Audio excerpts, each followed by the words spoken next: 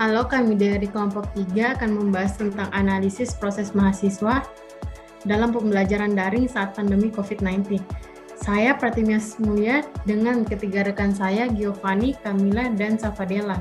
Kenapa memilih topik ini? Nah, yang pertama, kendala mahasiswa saat pembelajaran daring saat pandemi COVID-19. Nah, yang kedua, proses belajar daring di masa pandemi COVID-19. Nah, yang ketiga, keterkaitan pembelajaran daring dengan pandemi COVID-19. Pembelajaran daring merupakan sebuah inovasi pendidikan yang melibatkan unsur teknologi informasi dalam pembelajaran. Menurut Mustafa, bahwa pembelajaran daring merupakan sistem pendidikan jarak jauh dengan sekumpulan metode pengajaran, di mana terdapat aktivitas pengajaran yang dilaksanakan secara terpisah dari aktivitas belajar. Karakteristik dari pembelajaran daring yang pertama, pembelajaran yang dilakukan secara jarak jauh dengan menggunakan berbagai media komunikasi.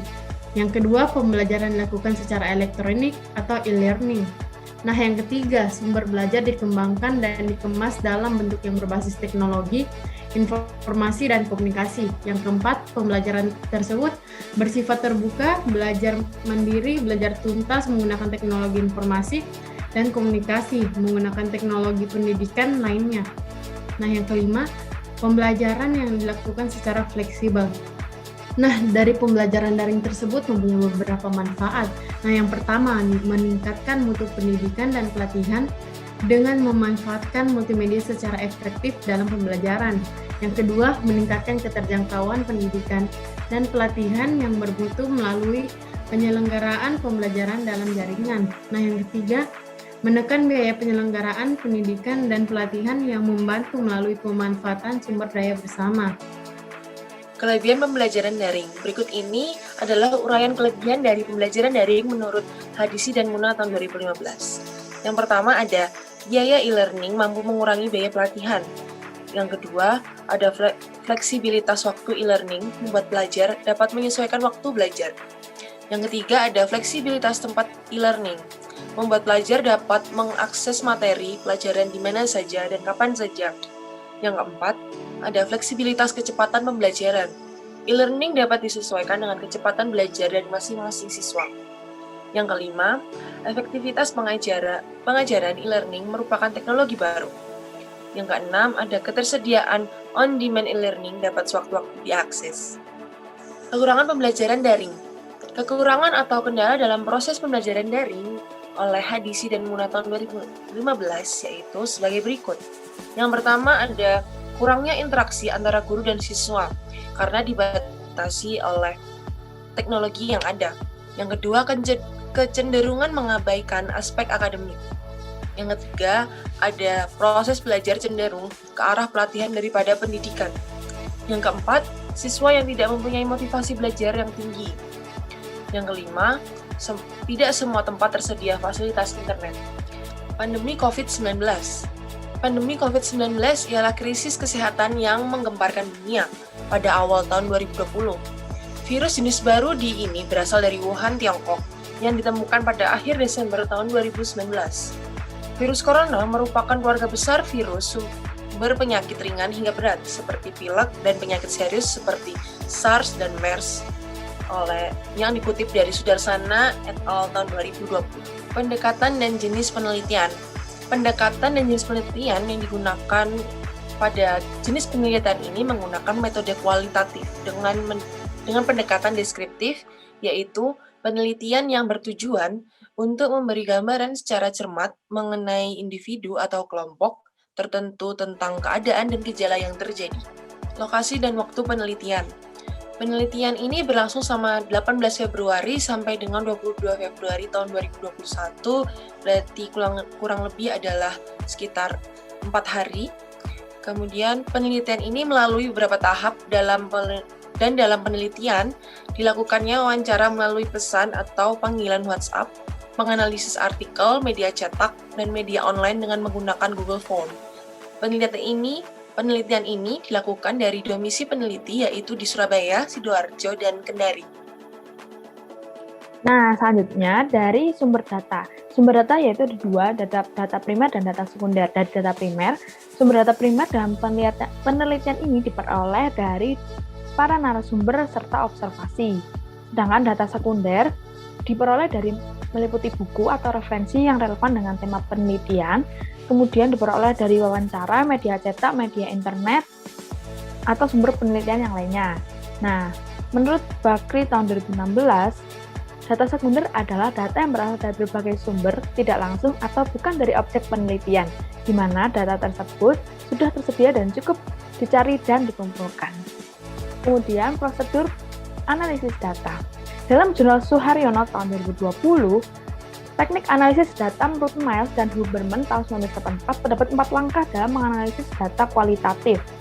Pertama, yaitu pengumpulan data adalah mencari dan mengumpulkan data dari tempat penelitian untuk menentukan strategi dalam pengumpulan data dengan wawancara, observasi, ataupun dokumen. Langkah kedua, yaitu reduksi data adalah proses berpikir dalam memfokuskan, menggambarkan, dan transformasi dari data lapangan. Dalam hal ini dari wawancara. Kemudian, yang ketiga, yaitu proses dilakukannya setelah melakukan reduksi data, yaitu menyajikan data berupa misalnya tabel, grafik, atau yang lainnya. Kemudian, tahap terakhir yaitu kesimpulan dan verifikasi. Kesimpulan dalam penelitian kualitatif itu dapat menjawab dari rumusan masalah penelitian. Nah, kita masuk dalam pembahasan. Pertama ada profil responden dari penelitian yang kita lakukan. Awalnya kita menyebarkan Google Form kepada seluruh mahasiswa di Indonesia, responden Indonesia, dan mendapatkan responden berjumlah 75 orang. Dari 75 responden yang masuk, 32 orang berasal dari Universitas Surabaya, 4 orang berasal dari Institut Pariwisata dan Bisnis Internasional Bali, dan 2 orang dari Universitas Brawijaya, dan sisanya. Dan sebagian besar adalah menempuh semester 6. Dari 75 responden tadi, sebagian besar yaitu 17 orang berasal dari Surabaya. Dan dari 75 responden ini, kami melakukan wawancara lanjutan dengan 14 orang terpilih. Kemudian, dari 14 responden tersebut, kita menemukan hasil temuan wawancara untuk penelitian kali ini, yaitu yang pertama, pelaksanaan pembelajaran daring mahasiswa selama masa pandemi COVID-19, yaitu ada pro dan ada kontra. Ada yang mengatakan bahwa pembelajaran online seperti sekarang ini lebih dominan belajar interaktif dengan dosen, walaupun di Google Meet maupun di Zoom, walaupun ada kerja kelompok dengan teman, itu pun mengambil sumber dari YouTube. Kemudian mahasiswa lainnya juga mengatakan bahwa menggunakan sumber media YouTube atau media digital seperti YouTube, Google, atau website untuk memahami materi yang diberikan oleh dosen. Karena beberapa mahasiswa ini mengatakan bahwa terkadang materi yang disampaikan itu kurang bisa dipahami. Maka dari itu, biasanya mahasiswa itu menelusuri Google atau YouTube untuk penjelasan lebih lanjutnya, seperti bagaimana yang di kelas yang kurang paham, yang bisa dicari di internet, seperti itu. Kemudian, ada pemberian materi yang kurang dipahami oleh mahasiswa karena interaksi yang kurang, interaksi secara langsung yang kurang. Terus adanya pembelajaran daring yang bisa mempengaruhi nilai mahasiswa. Kemudian, ada juga yang mengatakan bahwa nilai akhir mahasiswa di pembelajaran daring ini baik, walaupun mata kuliah teori tidak begitu paham. Ada juga yang mengatakan ada sisi positif dari pembelajaran daring, misalnya lebih efektif dan efisien pembelajaran daring ternyata. Salah satu responden ini mengatakan bahwa sejujurnya program online seperti ini itu bagus untuk meminimalisir permasalahan jarak dan akses. Dengan program online, banyak mahasiswa itu bisa mengajar dan belajar tanpa takut jarak, dan lebih banyak informasi yang bisa digali. Kemudian juga ada yang mengatakan bahwa pembelajaran dari rumah itu menyenangkan. Yang kedua, itu adalah kendala pembelajaran daring mahasiswa selama pandemi COVID-19. Dari hasil temuan wawancara, banyak yang mengatakan, sebagian besar mengatakan adanya masalah jaringan seperti wifi atau kuota. Kemudian koneksi internet di tiap-tiap daerah di Indonesia itu berbeda-beda, jadi bisa di Surabaya itu sinyalnya bagus, tapi di Kalimantan atau di Balikpapan itu sinyalnya kurang bagus. Kemudian adanya mahasiswa yang merasa perlu adanya penyesuaian perbedaan waktu antara tempat tinggal dan waktu kuliah dari kampus. Misalnya ada yang tinggal di daerah waktu Indonesia Timur, waktu Indonesia. Kemudian selain kendala yang telah disebutkan sebelumnya, ternyata ada kendala yang bisa terjadi dari internal mahasiswa sendiri. Yang pertama, kondisi lingkungan belajar yang tidak kondusif. Misalnya lingkungan rumah yang ramai atau tempat belajar yang kurang menyenangkan, seperti itu. Kemudian ada juga yang mengatakan sulit berdiskusi dengan teman, walaupun adanya Line, WhatsApp, berbeda suasananya dan lebih canggung untuk berbicara dengan teman. Kemudian salah satu atau beberapa mahasiswa juga mengatakan metode pemberian materi oleh dosen di kelas banyak menggunakan metode ceramah.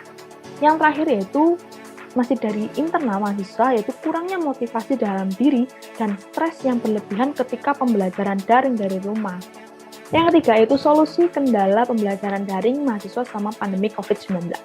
Yang pertama, mahasiswa itu mungkin Bapak Ibu dosen bisa membuat materinya yang lebih menarik, lebih interaktif. Kemudian, pembelajaran daring ini bisa mengembangkan mahasiswa untuk bekerja di bawah tekanan.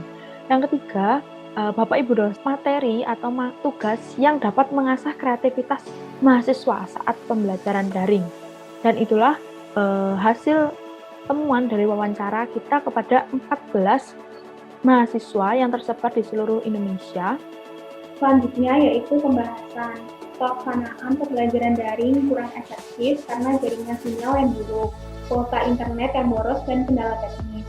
Banyak mahasiswa yang mengeluhkan tentang banyaknya kuota yang dibutuhkan apabila tidak menyambungkan jaringan pada Wi-Fi, yang mana tidak semua mahasiswa dapat memilikinya dikarenakan berbagai alasan seperti biaya bulanan yang cukup mahal dan terkadang jaringan down.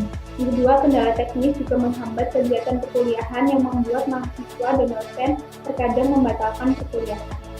Yang kedua, yaitu penggunaan metode ajar dosen, perbedaan lingkungan belajar, kesulitan dalam berdiskusi tentang perkuliahan. Mahasiswa memiliki pemahaman yang berbeda mengenai materi perkuliahan ataupun penugasan yang diberikan oleh dosen. Metode mengajar dosen yang kurang tereksplor bisa disiasati para dosen dengan mengeksplor lebih tentang metode pembelajaran di kelas. Sekarang diharuskan untuk melakukannya secara daring sehingga mahasiswa merasa kurang puas dikarenakan tidak bisa mengekspresikan ide dan pikiran mereka secara langsung. Yang ketiga yaitu rasa malas dan perbedaan waktu di setiap daerah yang membuat mahasiswa kesulitan. Beberapa mahasiswa mengatakan dengan sistem perkuliahan seperti saat ini yang berupa sistem daring lebih banyak membuat mahasiswa merasa malas untuk mengikuti perkuliahan, bahkan untuk mengerjakan tugas yang diberikan oleh dosen. Selain itu, Indonesia sendiri memiliki 3 waktu yang berbeda. Mahasiswa yang berada di daerah timur Indonesia terkadang merasa sedikit kewalahan dengan perbedaan waktu yang ada. Kesimpulan, berdasarkan hasil analisis penelitian data di atas, maka dapat diambil kesimpulan mengenai penerapan pembelajaran online pada mahasiswa selama masa pandemi virus COVID-19 ini.